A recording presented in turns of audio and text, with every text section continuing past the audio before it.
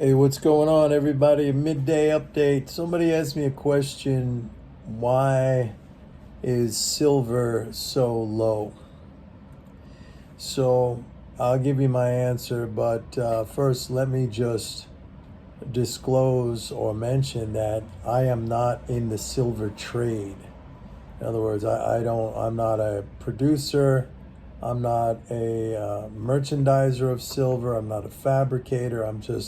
So I'm not in the physical silver market. And I don't have any silver positions on as an investor, but I don't think that's a bad thing. Right now, I have gold positions on in gold stocks, but I'm not in silver. Anyway, having said that, right here, I've checked out, this is on barchart.com. It is the commitments, the CFTC's commitments of traders report. And for me, the reason why silver is low, and again, I'm not giving you a fundamental analysis as to, mine supply and all this other stuff. I'm just talking about, this is basically technical. There has been a large amount of speculative liquidation of silver contracts. About a year ago,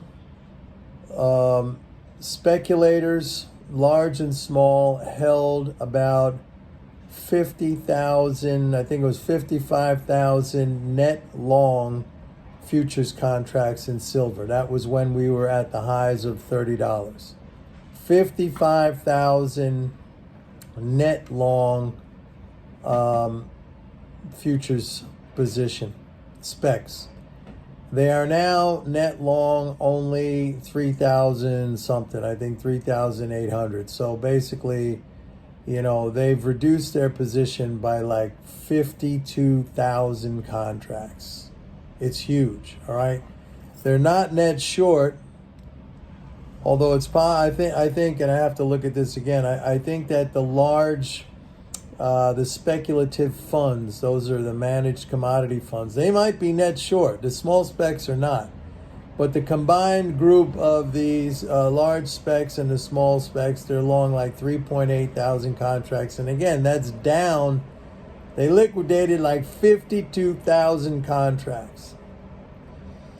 On the other hand, if you look at the commercials, which are the producers and the banks, they went from a net short position a year ago of about 57,000 contracts net short, and they're only net short right now about 18,000 contracts. So as the price has been coming down, the smart money, I would categorize them as the smart money. That's the producers. Producers are, and silver merchants. Those are people in the physical trade of silver. They're in the physical market. They deal with it every single day. They're either producers or merchandisers or fabricators or whatever. They're buying into this now. This analysis of futures positions, it's not a very good timing mechanism, unfortunately. But it does tell you something, I think, about the composition of the market in terms of, where's the money going? Is it going from, strong hands to weak hands, or from weak hands to strong hands?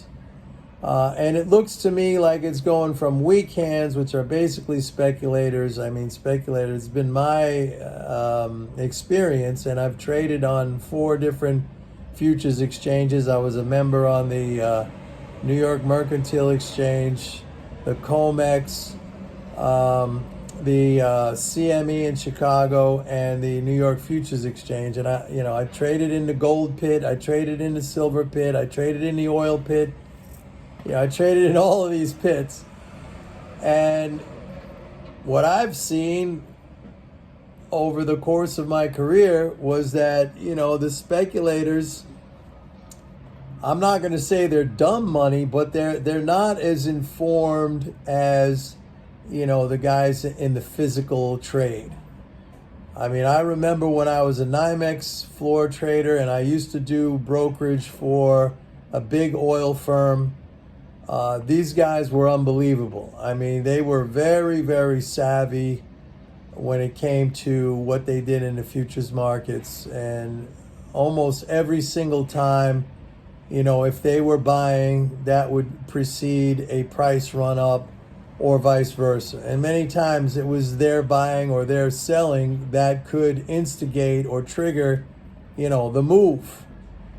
But it's not a good idea to bet against these entities that are actually conducting business in the physical commodity. I mean, they basically got their ear to the ground. They know better than anybody. I'm not saying speculators can't make money. That's what we try to do.